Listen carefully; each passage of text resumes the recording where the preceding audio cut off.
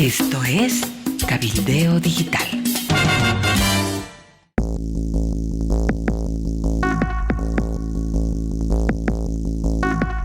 Hola, ¿qué tal amigos? Bienvenidos, estas son las noticias de último momento. Cacho Herrera con nosotros. Hola Cacho, un abrazo. Hola Amalia, ¿cómo estás? Buen día amigos. Hay mucha información que analizar este domingo. Amalia, ¿cómo estás? ¿Qué temas tenemos para hoy? Es un domingo lleno de interrogantes, Cacho. Mañana, ¿habrá o no paro del transporte, bloqueos en todo el país? Segunda interrogante, ¿habrá o no elecciones judiciales en este año? Tercer interrogante, ¿qué dice Evo Morales a propósito del plazo perentorio que le puso a David Choquehuanca para que retire su carta, la carta que envió al Tribunal Constitucional? Bueno, y ¿habrá o no la unidad de la oposición? Bueno, son todas interrogantes y vamos respondiendo. Cacho, empecemos y te cedo la palabra. ¿Habrá o no paro de transporte? Bueno, Amalia, todo está en este momento ya en manos del presidente de nuestro país, de don Luis Arce Catacora.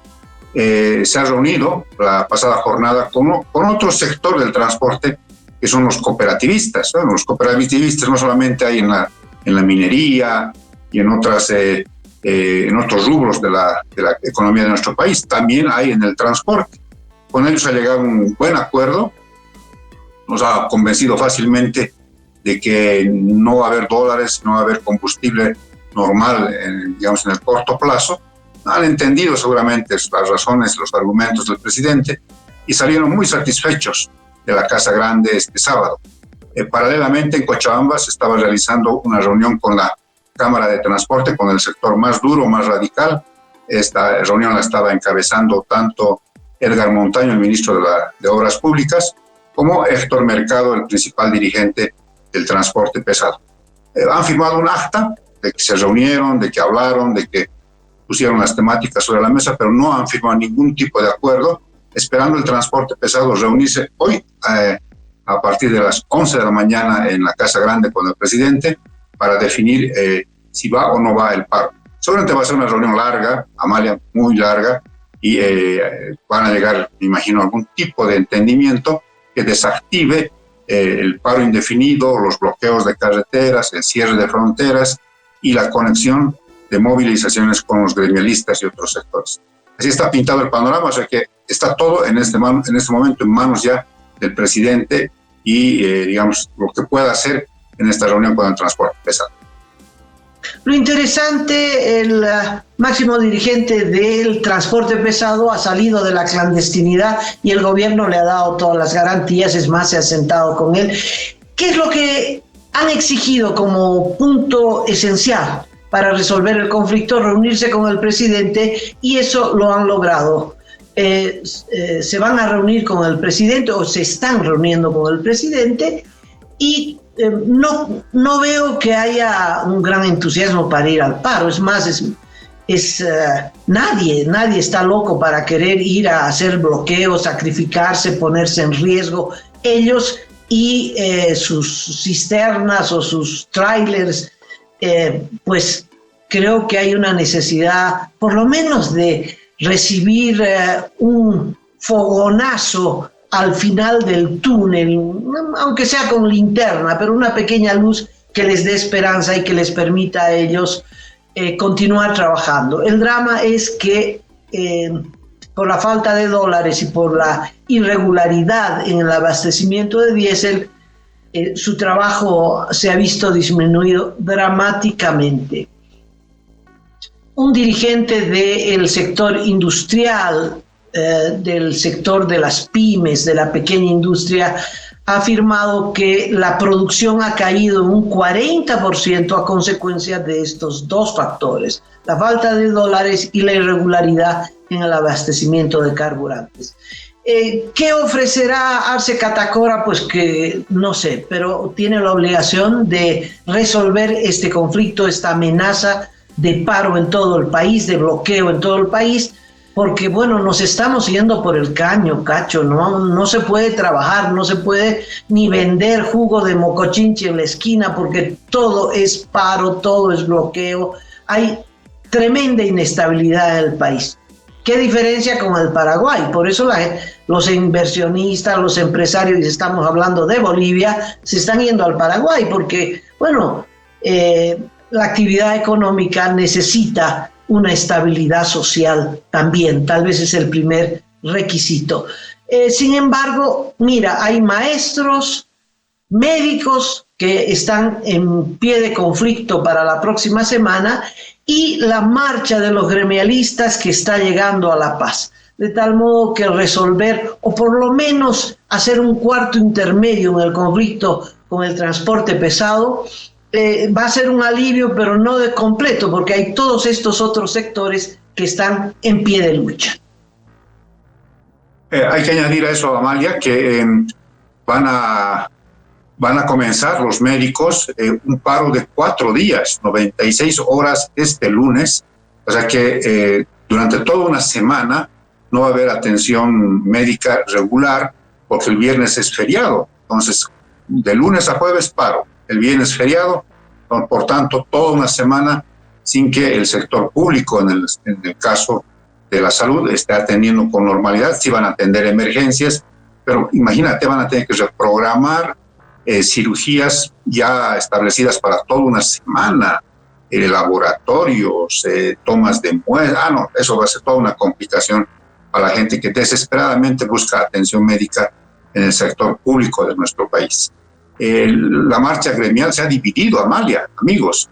Es lo más extraño, pero el principal dirigente del Alto, don Toño Signani, ha desconocido esta marcha, ha dicho que es una marcha política, que los dirigentes no representan a su sector y por tanto no sé cómo van a tener que pasar medio agachándose por el Alto, porque es el sector de Toño Signani, y tratar de llegar este domingo hasta el polifuncional de la Ceja del Alto para que este lunes se descuelguen por la vieja carretera hacia el centro de la ciudad de La Paz, y entonces ahí traten de hacer algo, pero la verdad que es una marcha que no ha tenido ninguna repercusión grande. De hecho el gobierno no le ha dado ningún tipo de importancia. Culminarán su objetivo de estar en La Paz, pero a partir de eso no se sabe si los van a recibir, si alguna autoridad se va a ocupar de ellos, así que también es una incertidumbre en torno a esta marcha, ¿no? Pero todo está concentrado, todos los ojos están puestos en la reunión en la Casa Grande que están sosteniendo los representantes del transporte pesado, encabezados por Héctor Mercado y el presidente Luis Arce Catacora. Bueno, damos vuelta a la página. Hay una noticia positiva. Hay una negociación con una empresa hindú para hacer una nueva apuesta en relación al litio. ¿Qué datos tienes, Cacho? En noviembre del año pasado, me imagino que a propósito de la efeméride de Potosí, el 10 de noviembre, se firmó un convenio entre YLB y una empresa de la India para explorar la posibilidad de la fabricación de baterías de litio en base a una tecnología que tiene patentada la India. Bueno, seguramente han ido negociando en estos meses y hace unos días la presidenta de ILB, la señora Carla Calderón, ha anunciado que se va a instalar una planta piloto en la localidad de La Palca, en el departamento de Potosí, para la exploración, para las pruebas iniciales de la fabricación de estas baterías con ion litio, ¿no? Es una tecnología especial que tienen ellos y van a ver si estas pruebas resultan positivas. Si es así, se lanzan a la instalación de una planta ya industrial con posibilidades de fabricar baterías de litio, ion litio le llaman ellos, para que puedan, digamos, incorporarse en este mercado enorme, utilizando el carbonato de litio que se va a producir en el Salar de Uyuni. Así están las cosas, es una nueva novedad. Es India, es China, es Rusia, estamos hablando de los países BRICS. No hemos escuchado todavía reuniones con empresas francesas, empresas de otros países que tienen mucho know-how en torno a la explotación de litio. Bueno, yo lo tomo sin mucha expectativa porque todos los anuncios del gobierno son espectaculares, Cacho. Cada día sale una noticia impactante, ¿no?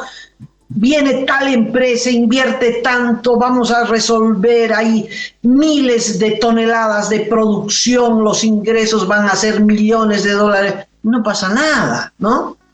Con los hindús, no son hindús, son indios, cuesta decir, ¿no? Pero de la India son indios. Bueno, no se ha tenido una buena experiencia, ¿te acuerdas lo de la Jindal en la producción de hierro en el Mutum, ¿no? Lo sacaron, pero perseguidos por la fiscalía, salieron, pero no, una malísima experiencia, están demandando al país. Veremos qué dicen. Lo concreto es que es una planta piloto, Cachito, y eso toma años. No es que van a experimentar en 2 meses y acá para fines de año ya tenemos la gran producción de litio, no.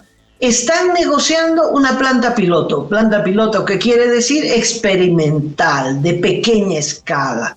Van a ver si la tecnología que traen funciona o no funciona. Bueno, dejaremos la interrogante pendiente. A ver, algún día darán la respuesta. Si funciona, qué maravilla.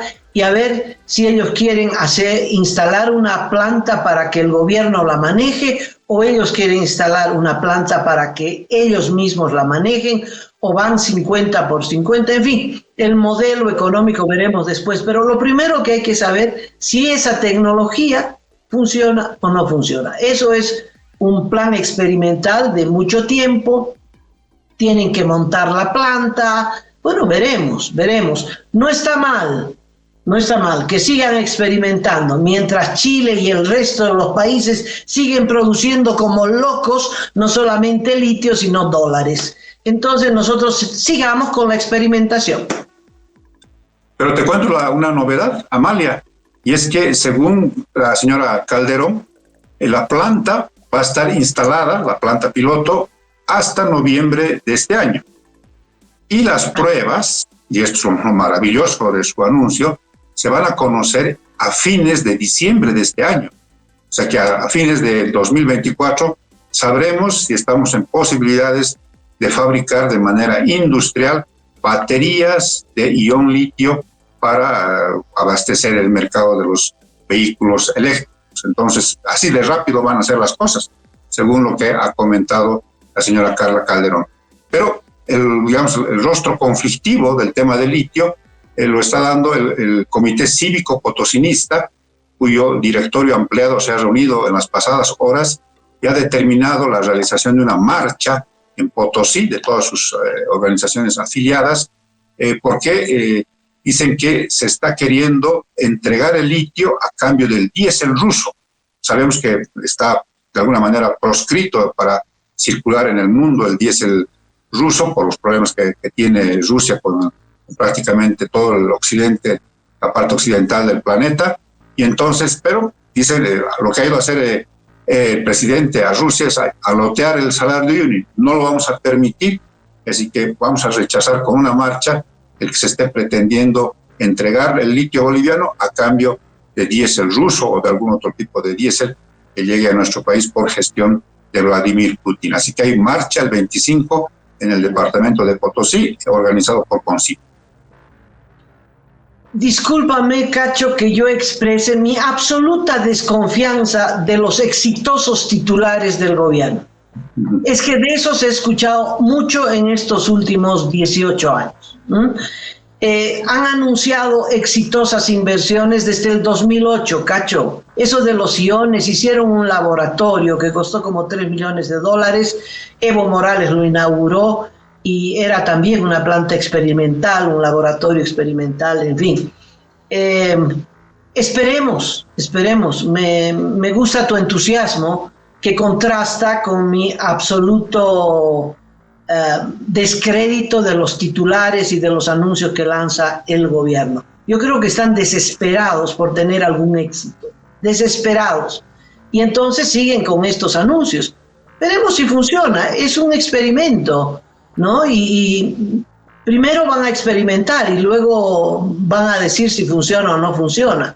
Y eso, por lo menos estos 6 meses, mira, Cacho, esperemos, la realidad dirá. Si tu optimismo y credibilidad en las palabras de la licenciada Calderón, ingeniero Calderón, o el pesimismo que yo veo frente a todos los proyectos que lanza el gobierno. Esperemos. Así es, Amalia. Si gustas, cambiamos ya de tema, porque don Evo Morales, jefe del MAS, caudillo del evismo, ha hablado este domingo en su programa dominical de Radio Causachuncoca, que tuvo como invitado al exministro de Gobierno Carlos Romero, hablando de economía, de política y de otros tópicos de la coyuntura nacional, pero ha dicho que, caramba, está muy extrañado, le ha rechazado, ha reclamado el hecho de que David Choquehuanca, vicepresidente del país, no haya retirado su nota dirigida al Tribunal Constitucional en el que pide que se pronuncie sobre las leyes que sancionó la Asamblea Legislativa encabezada por Andrónico Rodríguez.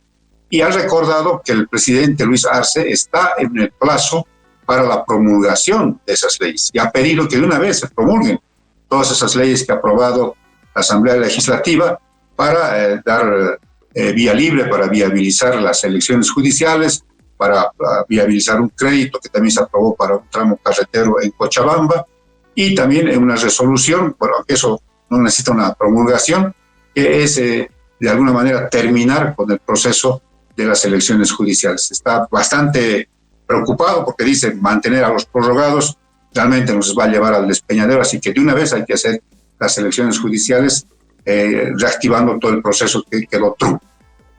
Cacho, pero no te olvides que la resolución o la ley más importante de esa sesión del Congreso, de la Asamblea Legislativa, era la ley 035, que condena a los prorrogados. Dice que no hay posibilidad por Constitución de que existan magistrados prorrogados. Eso es lo más importante. Eso es lo más importante. Todo lo demás, bueno, eso sale por, digamos, por procedimiento legal. El conflicto es esta ley, la aprobada por la Asamblea Legislativa. Y Evo Morales dice, bueno, que la promulgue de una vez. Bueno, ¿tú crees que Arce, que es el padrino de los prorrogados, va a promulgar esa ley? Ahora, él puede promulgar una por una, no tiene la obligación de promulgar por paquete. O sea, puede promulgar esta, y dejar pendiente la de los prorrogados. Pero al aprobar una sola ley, promulgar una sola ley, supongamos la del crédito que le conviene al gobierno. Si Arce Catacora promulga esa ley, la del crédito, está avalando la realización de esa asamblea, de esa sesión de la Asamblea Legislativa, que es lo que no quiere. Choquehuanca no quiere avalar porque fue hecha a espaldas y en contra de David Choquehuanca. Recordarás cómo ocurrieron esos hechos. Ese es el conflicto. Entonces veremos qué pasa, ¿no? Todavía quedan días porque el plazo, según la Constitución, vence el 20 de junio, vale decir el próximo jueves, y entonces veremos si no promulga, porque tiene dos posibilidades: no promulgar y entonces retorna todo este paquete de leyes a manos del vicepresidente, el presidente nato de la Asamblea, quien debería asumir la promulgación, o envía todas estas normas con observaciones. Pero antes del 20 de junio, mágicamente también puede conocerse el pronunciamiento del Tribunal Constitucional solicitado por Choquehuanca, que podría decir, entre otras cosas, que han sido mal llevadas, que la convocatoria había quedado observada y entonces no tiene sentido esas leyes, y dictaminar algún tipo de resolución, algún tipo de pronunciamiento que deje, que las tire por abajo, que las tumbe estas normas. Así que hay estos días como para saber qué es lo que va a hacer el Tribunal Constitucional, que es, digamos, el brazo operativo de la tiranía del Ejecutivo y del Judicial en nuestro país. Y esta otra posibilidad, no la descartes, y es que Arce Catacora promulgue todo menos lo de los prorrogados. Es una posibilidad. Sí, entra en el escenario, efectivamente. El Tribunal Constitucional. Me sorprendió muchísimo el último fallo del Tribunal Constitucional, de facto constituido por prorrogados, que, apegados a las leyes, resulta que dieron luz verde a las elecciones judiciales y revocaron el fallo de un tribunal inferior, de este tribunal de Pando, que dijo: paren las elecciones judiciales porque una señora ex diputada del MAS, en fin, había solicitado paralizar las elecciones judiciales. Parecía que el Tribunal Constitucional iba a avalar eso, pero no. Dijo: no hay razón para paralizar, sigan adelante, luz verde. Y entonces, así los que creen y los que desautorizan a los prorrogados ya no tienen pretexto para que en el Parlamento continúen el proceso para la elección judicial, que parece se realizará este año, aunque sea los últimos meses de este año, y lo que va a quedar suspendido definitivamente son las primarias. Todo apunta a que eso va a ocurrir. Chao primarias, y se llevarán adelante las elecciones judiciales. Ahí, bueno, las dos cartas del levismo, las dos tendencias del levismo jugarán para que sus candidatos sean los seleccionados, los preseleccionados y los que se conviertan en candidatos en estas elecciones judiciales. Ese es el tema, Amalia. Has apuntado muy bien. En realidad, de lo que se trata, lo he estado diciendo en los programas que tenemos, es que es una especie de pelea de quién tiene a sus magistrados en el MAS. O sea, el arcismo, el gobierno, no quiere elecciones judiciales porque le conviene tener a sus magistrados prorrogados hasta la finalización del mandato, incluso más, se calcula hasta el 2027. Y el evismo, Evo Morales, quiere meter a sus magistrados a través de la elección judicial. Te voy a dar un dato, Amalia, que es realmente bien decidor. Jáuregui, presidente de la Comisión de Constitución de Diputados, dijo hace unas semanas que más del 40% de las impugnaciones presentadas ante la Asamblea Legislativa y ante otras instancias, incluso judiciales, correspondían a postulantes que fueron funcionarios o ligados a los gobiernos de Evo Morales. Más del 40%. Dijo: aquí está la prueba de que el evismo es el que está queriendo torpedear las elecciones judiciales. Bueno, si es así, seguramente han revisado nombre por nombre, está claro que el evismo, como estrategia, dijo: metamos la mayor cantidad de postulantes en todos los departamentos, hombres y mujeres, incluso de los pueblos indígenas, y ahí vamos a ver cómo luego hacemos que lleguen al final de la carrera. Entonces es una pelea ahí entre el evismo y el arcismo por quién tiene a sus magistrados, ¿no? Lo último que les interesa es si la justicia queda independiente, si es transparente, si es, eficiente. No, les quieren meter a sus fichas. Entonces esa es la pelea de fondo. Yo creo que el gobierno tiene calculado esto y por tanto va a comprar tiempo, porque el fallo que tú mencionas es tramposo. Dice: ya de una vez reactiven la elección judicial, pero, dice el mismo fallo, tiene que haber paridad de género, donde no hay en muchos departamentos, y presencia de los pueblos indígenas, originarios, campesinos, donde no hay en varios departamentos. Entonces, igualito va a quedar en nada, porque no se va a cumplir ese requisito que manda la Constitución, y por tanto es proclive a que caiga en saco roto este esfuerzo en la Asamblea Legislativa. Bueno, pero tienen que hacer esfuerzo, al margen de que lo digan los prorrogados, también lo dice la Constitución, de tal modo que tiene que haber esa paridad de género y tiene que haber esta participación de los pueblos indígenas, eso es de ley. Impulsarán, activarán, estimularán a los participantes para que estas normas se cumplan. En fin, eso ya son mecanismos del legislativo. Lo importante es que este punto sea destrabado, de cualquier forma, por cualquier motivo, se destrabó y ahora la pelota está en la cancha del Poder Legislativo y espero que la impulsen, porque es la única forma, de momento, de acelerar las elecciones judiciales y de ese modo librarnos de los prorrogados. Así es, Amalia. Pero con este riesgo que te mencioné de que se metan evistas en lugar de los prorrogados arcistas y entonces ahí estemos en las mismas. No, eso de hecho, Cacho, eso no es un riesgo, eso es un hecho.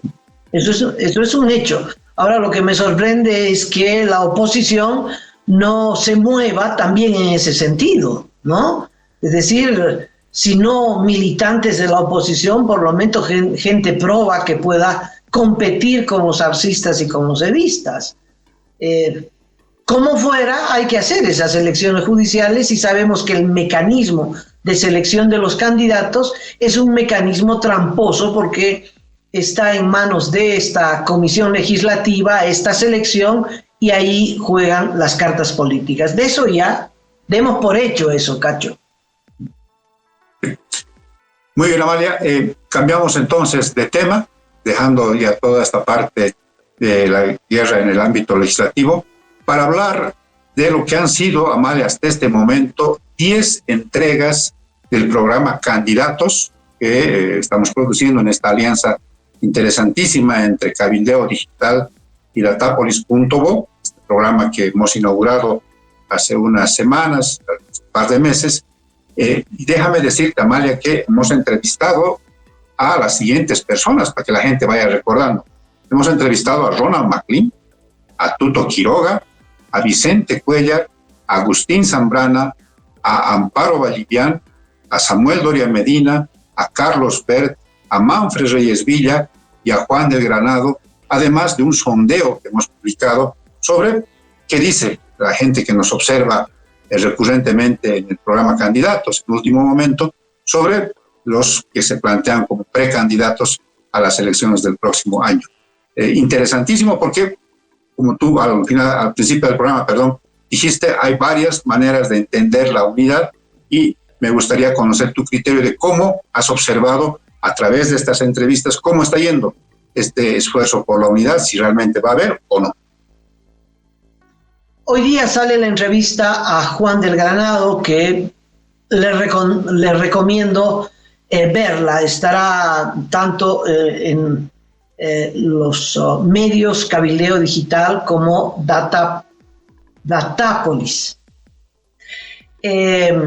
Yo creo que ya la pueden ver, ya está liberada para todo el público. Es una entrevista muy interesante que Cacho me permitió aclarar qué es lo que está en discusión. A ver, uno habla de unidad y entonces hay muchas formas de entender esa unidad. El sentido común, el sentido político de la población y también el sentido político que debería primar en todos los agentes de la política de la oposición o de las oposiciones, es que si no hay un solo candidato con gran respaldo popular, el MAS va a volver a ganar las elecciones. Por más golpeado que esté el MAS, cualquiera de sus dos fracciones, y resuelvan como resuelvan los conflictos que tienen los masistas, tienen más posibilidades de ganar que una oposición dividida en varias fracciones. Esa es la premisa por la cual se habla de unidad. Muy bien, todo el mundo hace con la cabeza un gesto de afirmación. Sí, queremos la unidad. Pero, ¿qué se entiende por unidad? Y ahí viene el problema. Todos han descartado, Cacho, todos han descartado la posibilidad de que se reúnan todos los precandidatos, que son como 30, con algunos más fuertes que otros, unos más grandes, con más tradición política y otros más jóvenes, con menos influencia, en fin, que se reúnan todos, se miren las caras y digan, bueno, muchachos, acá a ver cómo resolvemos uno de nosotros que sea el candidato. Eso no va a ocurrir. Samuel Doria Medina es el que ha conversado, se ha reunido con más políticos o precandidatos o como lo quieras llamar, y al reunirse y al discutir con todos ellos la posibilidad de una unidad que no se vislumbra, porque no puede vislumbrarse, ya deslinda sus responsabilidades y dice, yo me reuní con todos, yo ya cumplí, yo ya hablé y bueno, nadie quiere, ¿qué podemos hacer? Es que esa forma de unidad no puede surgir, Cacho, porque atenta contra el derecho democrático de cada uno de ellos de autopostularse a la presidencia y de defender sus propios criterios políticos, que en general hay un común denominador, ¿no? La restitución de la democracia y evidentemente una política económica de emergencia. Eso está claro, porque es la realidad la que impone estas soluciones. Pero lo que nunca va a ocurrir es que se reúnan y que entre ellos resuelvan a ver quién va a ser el candidato. Eso no va a ocurrir. Descartemos esa posibilidad. De hecho, por eso políticos como Juan del Granado, como otros, Tuto Quiroga, Manfred, Carlos Mesa, de entrada dicen, no hay posibilidad de unidad, es decir, este mecanismo de unidad, porque es imposible que tú le digas a Carlos Mesa, ¿sabes qué? Tú no, por esto, tú no vas a ser el candidato. Vaya, ¿y tú quién eres para decirle eso a Carlos Mesa? O que Carlos Mesa le diga lo mismo a Chalibert. Oye, Chalibert, vos no tienes posibilidad, etcétera.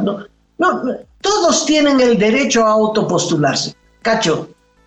Y ninguno se va a bajar de la carrera electoral porque su competidor se lo diga. O sea, descartemos eso.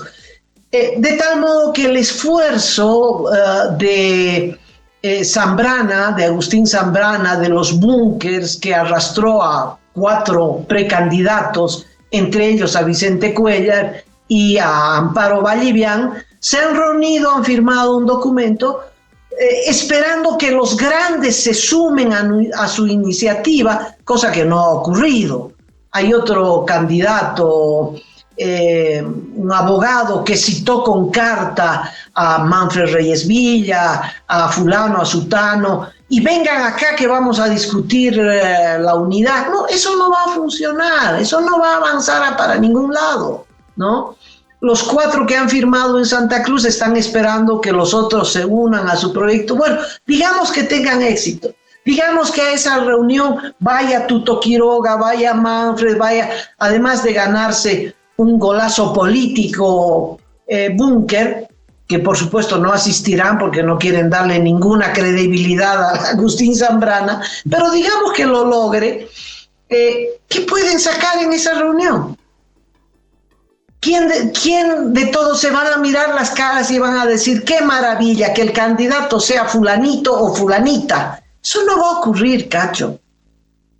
Todos descartan desde ya esa posibilidad. Es decir, una juntucha, se reúnen y entre ellos resuelven quién es el candidato. Eso no va a ocurrir. Porque esencialmente no es por egocentrismo, por mezquindad, no, es porque cada uno de ellos tiene el derecho a postularse y cada uno de ellos tiene un programa distinto al otro. Y tiene un programa distinto porque son corrientes políticas distintas. O sea, descartemos esa posibilidad. Segunda posibilidad, que es la que plantea Chalibert y también, es decir, lo plantea clarísimo Chalibert y lo plantea clarísimo Juan del Granado. partiendo de que Juan del Granado dice, yo no voy a ser candidato a nada, yo estoy aquí para empujar ¿qué? Un polo democrático, y Chalibert dice, queremos reunir a los precandidatos y ver si podemos juntarnos en un programa mínimo. Yo creo que al final el esfuerzo también de Agustín Zambrana va a terminar en eso, a ver si puede haber un agrupamiento molecular de los más similares, ¿no? Juntar a todas las fuerzas, no importa, obviamente, del campo de la oposición, grupos, partidos, comités cívicos, personalidades, en fin, que más o menos piensen de manera similar y que se agrupen en torno a determinadas personalidades. Eso es muy posible. Es decir, que Vicente Cuéllar aglutine a organizaciones, grupos, inclusive otras candidaturas que decidan apoyar a Vicente Cuéllar. Esa no es la unidad. Esa es la agrupación en torno a determinados núcleos referentes, que está muy bien. Por lo menos empezamos a esa dispersión infinita a agruparla, ¿no?, molecularmente en torno a determinadas personalidades y programas. Y yo creo que estamos en esa fase. Y eso es muy positivo. En vez de 30, van a quedar 10 y después quedarán 8. A mí me parece eso muy bien. Eso me parece muy bien. Entonces, todos aquellos que les parece que Carlos Mesa es una opción interesante, positiva, es posible que se vayan aglutinando en torno a Carlos Mesa. Los que piensen que hay que apoyar a Juan del Granado, tal vez con miras municipales, pero que esa corriente podría apoyar a Vicente Cuéllar, eso está muy bien.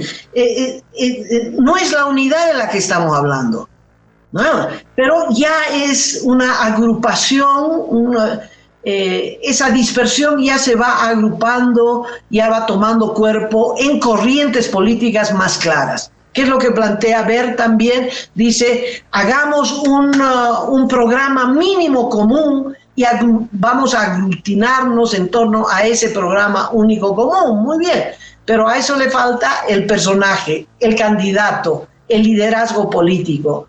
Y en ese proceso se va a tomar meses, Cacho, se va a tomar meses. ¿En qué queda la propuesta de MacLean? Que yo la suscribo. Yo creo que al final, cuando ya, Cachito, estén en la fase de inscribir las candidaturas, que ya busquen alguna sigla que sea legal, que les permita, con personería jurídica, que les permita inscribirse, cuando se vea que hay 8, 10 candidaturas y que eso va a la derrota segura, al margen del Tribunal Electoral, es posible que la propuesta de MacLean pueda surgir, es decir, quedaron 8, bueno, los 8, no se les pide a ninguno que renuncien a su candidatura, no se le pide que a ninguno renuncie a su programa. Lo único que se les pide es que se sometan a unas primarias abiertas, es decir, a la consulta popular. Y eso me parece que podría ocurrir. ¿Para qué una consulta popular? Para que en esas primarias la gente escoja uno entre esos 8. Y que al escoger a ese único candidato, los otros 7 se retiren del proceso electoral, porque así lo ha decidido la gente. No una encuesta, sino el voto popular que se organice como se organizó, por ejemplo, la recolección de firmas pidiendo un cambio en la justicia.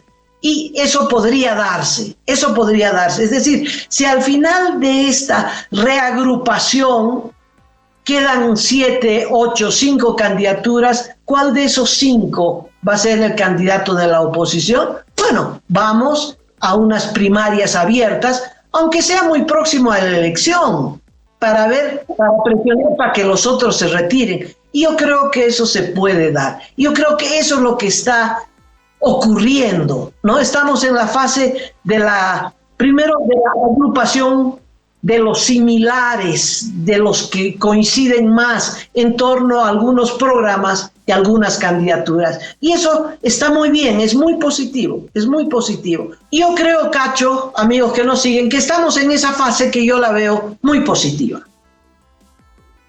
Adicionalmente, Amalia, hay un dato nuevo, un elemento que, si se concreta, puede de alguna manera tener su peso en este proceso rumbo a las elecciones nacionales para el oficialismo y para las oposiciones. Y es que está en un afán el Tribunal Supremo Electoral, primero lo dijo Hassan Teufel como una declaración, pero parece que además está tomando otro tipo de iniciativa, y es de no realizar las primarias este año, porque según lo que establece el calendario electoral en nuestro país, este año serían las primarias, el 25 las nacionales y el 26 las regionales. Por el tema de las elecciones judiciales, porque se retrasó las judiciales y entonces ha desmadrado todo el calendario. El Tribunal Supremo Electoral incluso ha dicho que está en la posibilidad de convocar una especie de cumbre entre el órgano electoral, los partidos políticos y la Asamblea Legislativa para de una vez acordar las cosas y un poco ajustar ahí cómo se van a realizar estos eventos electorales. Si es así, si hipotéticamente las elecciones primarias se llevarían al siguiente año, da esta opción a las oposiciones de reunirse por lo siguiente, Amalia, por lo que he entendido de tu explicación. Va a haber una especie de junte, de reunión, de agrupación molecular, como tú has dicho, de corrientes de precandidaturas y de partidos políticos que seguramente se reconocen naturalmente. Te voy a poner 2 ejemplos. Agustín Zambrana, Antonio Saravia, que es de los libertarios de Bolivia, y qué sé yo, algún otro partido más inclinación hacia la derecha, sectores conservadores, se van a reconocer casi naturalmente y quizás puedan juntarse y establecer lo que Juan del Granado nos dijo, un polo de unidad. Nos ha dicho, ¿cuál polo? ¿No? Puede ser un polo que esté buscando ser la referencia desde la derecha de nuestro país. Quizás al centro se coloquen Unidad Nacional, con Samuel Doria Medina, Carlos Bert, qué sé yo, el propio Juan del Granado, y Vicente Cuellar, que es una expresión más popular, digamos, viniendo desde Santa Cruz, conformen su propio polo de unidad. Y tercero, quizás pueda establecerse un polo de unidad partiendo de Tuto Quiroga. Está corriendo un video, aparentemente, de una entrevista que le hace Carlos Valverde, nuestro compañero, a Amparo Vallivian, que en este video Amparo dice, yo encantadísima de apoyar a Tuto Quiroga, pues quizás por Jaray. Quien queda medio al margen de todos estos escenarios es Manfred Reyes Villa. He dicho, yo voy solo, no necesito todavía de estar juntando, a no ser que haya la gente que se venga a acoplarse a mi propuesta, pero yo voy a ir solo. Entonces, se van a ir dando estas agrupaciones moleculares y, por tanto, van a pasar efectivamente a este segundo momento que tú dices, ya de una compulsa a nivel de la población, las preprimarias, como ha planteado Donald McLean. Y en este escenario, en esta segunda fase, habrá que ver si hay la voluntad como para que puedas todos someterse con el compromiso de que el que pierda se retira y más bien apoya a quien vaya a ser ganador, como lo dijo Amparo, ¿no? Amparo fue bien clara en eso. Dijo, la idea es buscar un mecanismo por el que los que pierdan apoyen. Yo voy a apoyar. Lo único que me interesa es que salga el más del ejercicio del poder y lo voy a hacer con mucho compromiso. Entonces, ese mecanismo ese compromiso, verá si se cumple o no se cumple, porque estamos hablando de política y en política todo puede ocurrir a Mali, ¿no? Entonces, para mí, el elemento que puede tener un peso específico es esta posibilidad de traspasar las primarias al próximo año para ver si eso les da tiempo a estas iniciativas desde las oposiciones, o tal vez un mecanismo como para también demorar las cosas y que no se pongan de acuerdo y que lleguen ahí medio corriendo, haciendo sus papeles a último momento los opositores y se presenten varios y le den opción al masismo en cualquiera de sus versiones a ganar las próximas elecciones nacionales. Cacho, hay que aclarar que hay dos tipos de primarias. Las primarias que de acuerdo a ley, las primarias que organizaría el Tribunal Electoral, que ha anunciado que posiblemente no se hagan, que anulen las primarias de ley, porque no se pueden hacer dos elecciones en un mismo año. Entonces no pueden llevar las primarias al próximo año, porque el próximo año hay elecciones nacionales, entonces no pueden hacer elecciones primarias y elecciones nacionales. Entonces el Tribunal Electoral está pensando en eliminar las primarias, pero esas primarias son primarias dentro de cada partido, donde participan solo los militantes, ni siquiera simpatizantes, solo los militantes inscritos en ese partido. El único partido que tiene miles de inscritos es el MAS. Ahora no se sabe si son más de Arce o más de Evo, pero es el único partido donde esas primarias podrían ser masivas. En los otros partidos, además, no hay un requisito de un mínimo de participantes, nada. Es una formalidad, Cacho, es una formalidad. No estamos hablando de eso. No estamos hablando de esas primarias.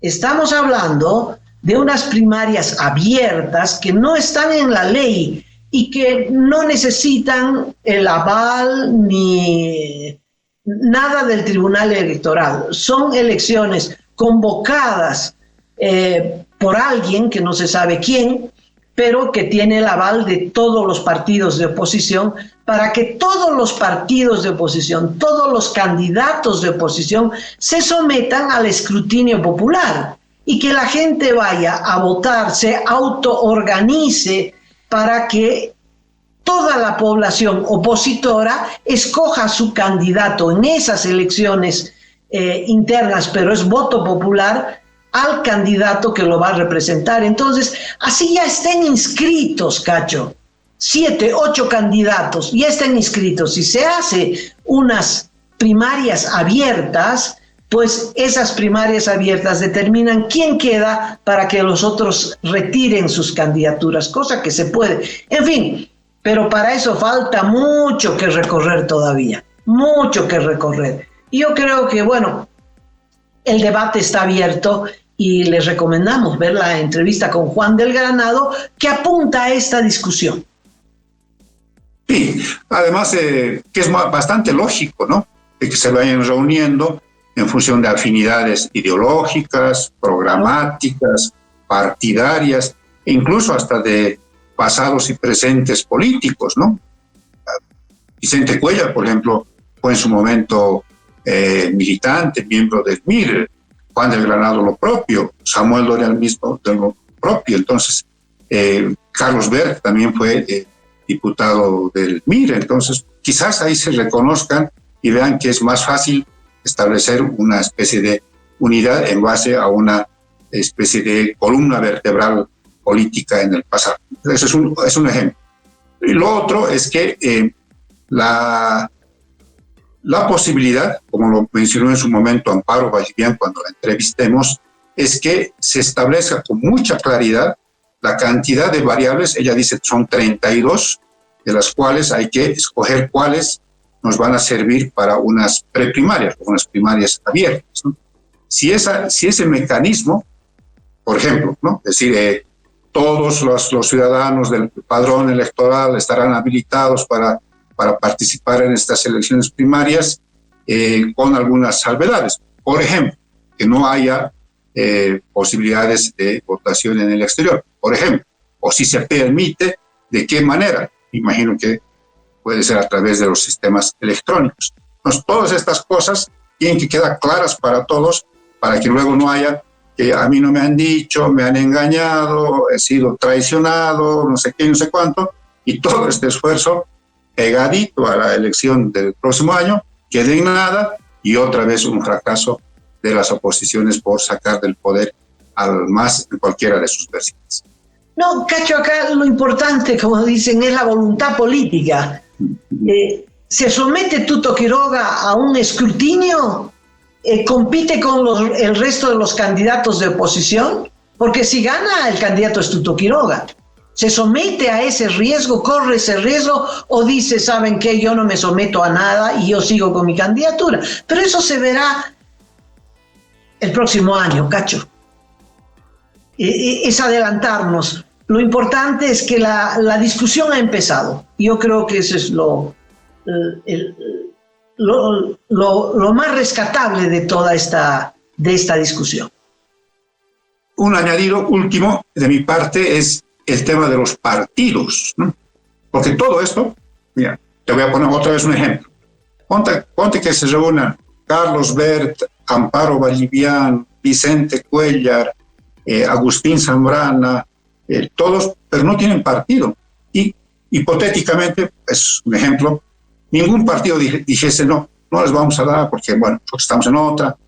Entonces, caramba, no tienen posibilidad alguna de entrar incluso en las primarias abiertas. No tienen. Dado el otro caso, que haya partidos que decidan ir solos. He visto bien entusiasta a don Johnny Fernández, que sí tiene partido, está correctamente habilitado y diga, yo le voy a meter solito.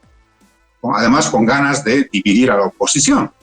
Entonces, caramba, todas esas cosas también hay que tomarlas en cuenta en todo este tiempo para saber que también puede haber este tipo de cosillas, ¿no? Que haya partidos que decidan correr o que decidan agrupar para también intentar dividir o presentar varias opciones desde las oposiciones. Eso es, Cachito, eso es. Bueno, la discusión está abierta y nosotros nos vamos porque ya le hemos dado muchas largas al asunto. Sí. Te agradezco mucho la paciencia de todos los amigos que nos escuchan y bueno, será hasta la próxima. Nos despedimos, Cacho. Muchas gracias por todo. Sí, nos despedimos, amigas, amigos, en este esfuerzo conjunto de Datapolis.bo y de Cabildeo Digital, con lo importante, con las últimas noticias que analizamos cada día. Hasta luego. Hasta luego.